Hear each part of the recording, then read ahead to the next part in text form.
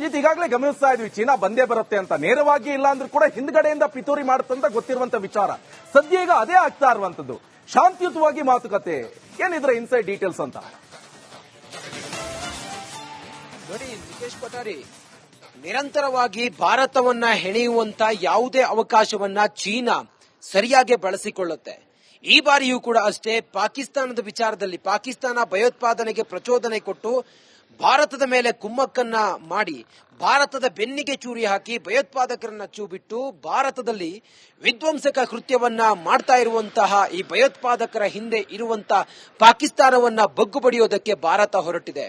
ಭಾರತದ ಬೆನ್ನಿಗೆ ಪಾಶ್ಚಿಮಾತ್ಯ ರಾಷ್ಟ್ರಗಳೆಲ್ಲವೂ ಕೂಡ ಈಗ ಬೆಂಗಾವಲಾಗಿ ನಿಂತ್ಕೊಂಡಿದೆ. ಅದರ ಜೊತೆಗೆ ಮುಸ್ಲಿಂ ರಾಷ್ಟ್ರಗಳು ಕೂಡ ಪಾಕಿಸ್ತಾನದ ನಡೆಯನ್ನ ಖಂಡಿಸ್ತಾ ಇದೆ.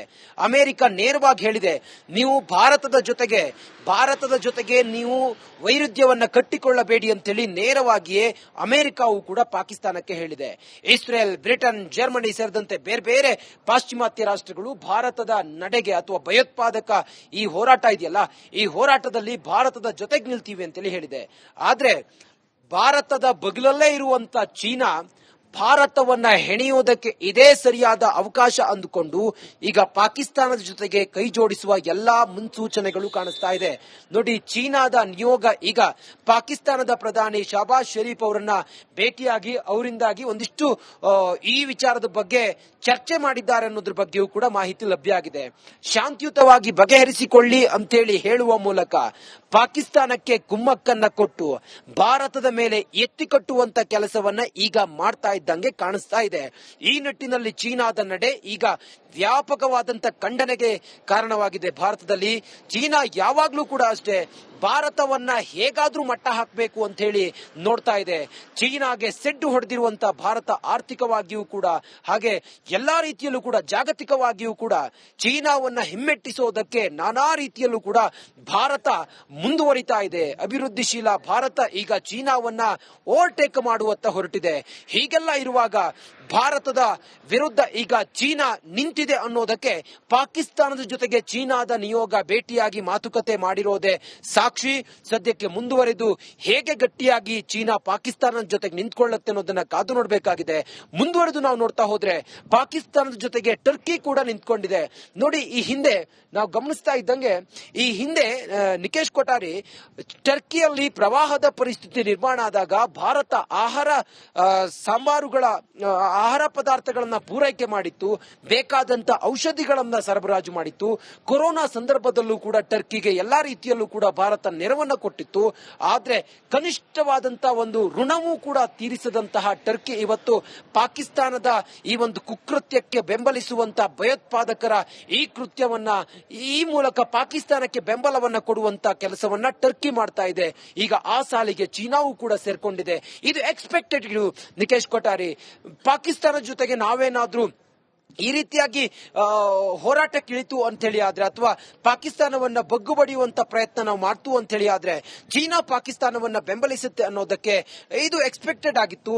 ಅದೇ ರೀತಿಯಾಗಿ ಈಗ ಚೀನಾ ಆ ರೀತಿ ಮಾಡೋದಕ್ಕೆ ಹೊರಟಿದೆ.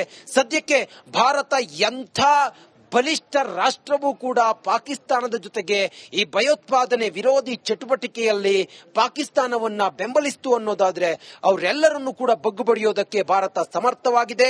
ಭಾರತ ಜಾಗತಿಕವಾಗಿ ರಾಜತಾಂತ್ರಿಕವಾಗಿ ಪಾಕಿಸ್ತಾನವನ್ನ ಇಂದು ಬೆತ್ತಲಾಗಿಸಿದೆ. ವಿಶ್ವದ ಮುಂದೆ ಪಾಕಿಸ್ತಾನ ಇವತ್ತು ನಗ್ನವಾಗಿ ನಿಂತ್ಕೊಂಡಿದೆ. ಹೀಗೆಲ್ಲ ಇರುವಾಗ ಭಾರತ ಯಾವುದಕ್ಕೂ ಕೂಡ ತಲೆಕೆಡಿಸಿಕೊಳ್ಳುವಂತ ಪ್ರಶ್ನೆಯೇ ಇಲ್ಲ. ನಾವು ಒಂದ್ ಹೆಜ್ಜೆ ಮುಂದಿಟ್ಟಾಗಿದೆ. ಇನ್ನೇನಿದ್ರೂ ಕೂಡ ಉಗ್ರರ ನೆಲೆಗಳನ್ನ ಧ್ವಂಸ ಮಾಡಿ ಪಾಕಿಸ್ತಾನಕ್ಕೊಂದು ಪೆಟ್ಟು ಕೊಡೋದು, ಪಾಕಿಸ್ತಾನಕ್ಕೆ ಬುದ್ಧಿ ಕಲಿಸೋದು ಮಾತ್ರ ಬಾಕಿ ಇದೆ. ಆ ನಿಟ್ಟಿನಲ್ಲಿ ಕಾರ್ಯಪ್ರವೃತ್ತವಾಗಿರುವಂತಹ ಭಾರತ ಎಲ್ಲಾ ರೀತಿಯಲ್ಲೂ ಕೂಡ ತನ್ನ ಗ್ರೌಂಡ್ ಅನ್ನ ಈಗ ಗಟ್ಟಿ ಮಾಡಿಕೊಳ್ಳುವಂತ ಪ್ರಯತ್ನವನ್ನ ಮಾಡ್ತಾ ಇದೆ. ನಿಕೇಶ್ ಕೊಠಾರಿ, ರಂಜಿತ್, ಈಗಾಗಲೇ ಗಮನಿಸ್ತಾ ಇದ್ವಿ ಚೀನಾ ಬಂದೇ ಬರುತ್ತೆ ಅಂತ. ನೇರವಾಗಿ ಇಲ್ಲ ಅಂದ್ರೂ ಕೂಡ ಹಿಂದ್ಗಡೆಯಿಂದ ಪಿತೂರಿ ಮಾಡುತ್ತಂತ ಗೊತ್ತಿರುವಂತ ವಿಚಾರ. ಸದ್ಯ ಈಗ ಅದೇ ಆಗ್ತಾ ಇರುವಂತದ್ದು. ಶಾಂತಿಯುತವಾಗಿ ಮಾತುಕತೆ, ಏನಿದ್ರೆ ಇನ್ಸೈಡ್ ಡೀಟೇಲ್ಸ್ ಅಂತ ನೋಡಿ. ನಿಕೇಶ್ ಕೊಠಾರಿ, ನಿರಂತರವಾಗಿ ಭಾರತವನ್ನ ಹೆಣೆಯುವಂತ ಯಾವುದೇ ಅವಕಾಶವನ್ನ ಚೀನಾ ಸರಿಯಾಗಿ ಬಳಸಿಕೊಳ್ಳುತ್ತೆ.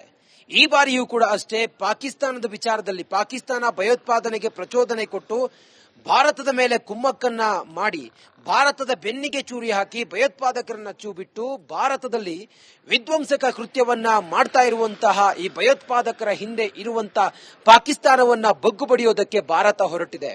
ಭಾರತದ ಬೆನ್ನಿಗೆ ಪಾಶ್ಚಿಮಾತ್ಯ ರಾಷ್ಟ್ರಗಳೆಲ್ಲವೂ ಕೂಡ ಈಗ ಬೆಂಗಾವಲಾಗಿ ನಿಂತ್ಕೊಂಡಿದೆ. ಅದರ ಜೊತೆಗೆ ಮುಸ್ಲಿಂ ರಾಷ್ಟ್ರಗಳು ಕೂಡ ಪಾಕಿಸ್ತಾನದ ನಡೆಯನ್ನ ಖಂಡಿಸ್ತಾ ಇದೆ. ಅಮೆರಿಕ ನೇರವಾಗಿ ಹೇಳಿದೆ, ನೀವು ಭಾರತದ ಜೊತೆಗೆ ನೀವು ವೈರುಧ್ಯವನ್ನ ಕಟ್ಟಿಕೊಳ್ಳಬೇಡಿ ಅಂತೇಳಿ ನೇರವಾಗಿಯೇ ಅಮೆರಿಕವು ಕೂಡ ಪಾಕಿಸ್ತಾನಕ್ಕೆ ಹೇಳಿದೆ. ಇಸ್ರೇಲ್, ಬ್ರಿಟನ್, ಜರ್ಮನಿ ಸೇರಿದಂತೆ ಬೇರೆ ಬೇರೆ ಪಾಶ್ಚಿಮಾತ್ಯ ರಾಷ್ಟ್ರಗಳು ಭಾರತದ ನಡೆಗೆ ಅಥವಾ ಭಯೋತ್ಪಾದಕ ಈ ಹೋರಾಟ ಇದೆಯಲ್ಲ, ಈ ಹೋರಾಟದಲ್ಲಿ ಭಾರತದ ಜೊತೆಗೆ ನಿಲ್ತೀವಿ ಅಂತೇಳಿ ಹೇಳಿದೆ. ಆದ್ರೆ ಭಾರತದ ಬಗಲಲ್ಲೇ ಇರುವಂತ ಚೀನಾ ಭಾರತವನ್ನ ಹೆಣೆಯುವುದಕ್ಕೆ ಇದೇ ಸರಿಯಾದ ಅವಕಾಶ ಅಂದುಕೊಂಡು ಈಗ ಪಾಕಿಸ್ತಾನದ ಜೊತೆಗೆ ಕೈ ಜೋಡಿಸುವ ಎಲ್ಲಾ ಮುನ್ಸೂಚನೆಗಳು ಕಾಣಿಸ್ತಾ ಇದೆ. ನೋಡಿ, ಚೀನಾದ ನಿಯೋಗ ಈಗ ಪಾಕಿಸ್ತಾನದ ಪ್ರಧಾನಿ ಶಹಬಾಜ್ ಶರೀಫ್ ಅವರನ್ನ ಭೇಟಿಯಾಗಿ ಅವರಿಂದಾಗಿ ಒಂದಿಷ್ಟು ಈ ವಿಚಾರದ ಬಗ್ಗೆ ಚರ್ಚೆ ಮಾಡಿದ್ದಾರೆ ಅನ್ನೋದ್ರ ಬಗ್ಗೆಯೂ ಕೂಡ ಮಾಹಿತಿ ಲಭ್ಯ ಆಗಿದೆ. ಶಾಂತಿಯುತವಾಗಿ ಬಗೆಹರಿಸಿಕೊಳ್ಳಿ ಅಂತೇಳಿ ಹೇಳುವ ಮೂಲಕ ಪಾಕಿಸ್ತಾನಕ್ಕೆ ಕುಮ್ಮಕ್ಕನ್ನ ಕೊಟ್ಟು ಭಾರತದ ಮೇಲೆ ಎತ್ತಿ ಕಟ್ಟುವಂತ ಕೆಲಸವನ್ನ ಈಗ ಮಾಡ್ತಾ ಇದ್ದಂಗೆ ಕಾಣಿಸ್ತಾ ಇದೆ. ಈ ನಿಟ್ಟಿನಲ್ಲಿ ಚೀನಾದ ನಡೆ ಈಗ ವ್ಯಾಪಕವಾದಂತ ಖಂಡನೆಗೆ ಕಾರಣವಾಗಿದೆ. ಭಾರತದಲ್ಲಿ ಚೀನಾ ಯಾವಾಗ್ಲೂ ಕೂಡ ಅಷ್ಟೇ ಭಾರತವನ್ನ ಹೇಗಾದ್ರೂ ಮಟ್ಟ ಹಾಕಬೇಕು ಅಂತ ಹೇಳಿ ನೋಡ್ತಾ ಇದೆ. ಚೀನಾಗೆ ಸೆಡ್ಡು ಹೊಡೆದಿರುವಂತ ಭಾರತ ಆರ್ಥಿಕವಾಗಿಯೂ ಕೂಡ ಹಾಗೆ ಎಲ್ಲಾ ರೀತಿಯಲ್ಲೂ ಕೂಡ ಜಾಗತಿಕವಾಗಿಯೂ ಕೂಡ ಚೀನಾವನ್ನ ಹಿಮ್ಮೆಟ್ಟಿಸೋದಕ್ಕೆ ನಾನಾ ರೀತಿಯಲ್ಲೂ ಕೂಡ ಭಾರತ ಮುಂದುವರಿತಾ ಇದೆ. ಅಭಿವೃದ್ಧಿಶೀಲ ಭಾರತ ಈಗ ಚೀನಾವನ್ನ ಓವರ್ಟೇಕ್ ಮಾಡುವತ್ತ ಹೊರಟಿದೆ.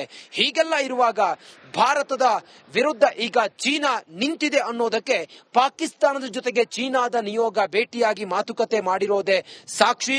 ಸದ್ಯಕ್ಕೆ ಮುಂದುವರೆದು ಹೇಗೆ ಗಟ್ಟಿಯಾಗಿ ಚೀನಾ ಪಾಕಿಸ್ತಾನದ ಜೊತೆಗೆ ನಿಂತ್ಕೊಳ್ಳುತ್ತೆ ಅನ್ನೋದನ್ನ ಕಾದು ನೋಡಬೇಕಾಗಿದೆ.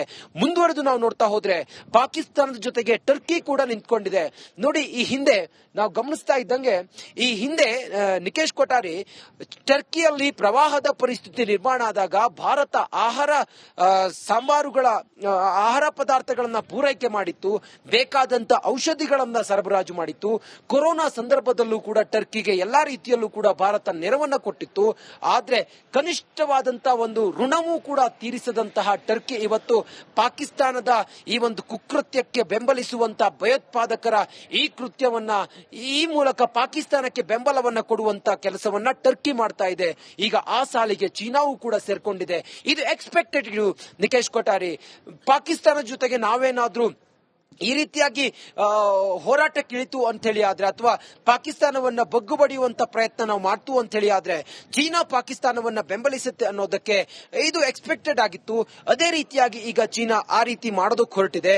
ಸದ್ಯಕ್ಕೆ ಭಾರತ ಎಂಥ ಬಲಿಷ್ಠ ರಾಷ್ಟ್ರವೂ ಕೂಡ ಪಾಕಿಸ್ತಾನದ ಜೊತೆಗೆ ಈ ಭಯೋತ್ಪಾದನೆ ವಿರೋಧಿ ಚಟುವಟಿಕೆಯಲ್ಲಿ ಪಾಕಿಸ್ತಾನವನ್ನ ಬೆಂಬಲಿಸ್ತು ಅನ್ನೋದಾದ್ರೆ ಅವರೆಲ್ಲರನ್ನೂ ಕೂಡ ಬಗ್ಗು ಬಡಿಯೋದಕ್ಕೆ ಭಾರತ ಸಮರ್ಥವಾಗಿದೆ. ಭಾರತ ಜಾಗತಿಕವಾಗಿ ರಾಜತಾಂತ್ರಿಕವಾಗಿ ಪಾಕಿಸ್ತಾನವನ್ನ ಇಂದು ಬೆತ್ತಲಾಗಿಸಿದೆ.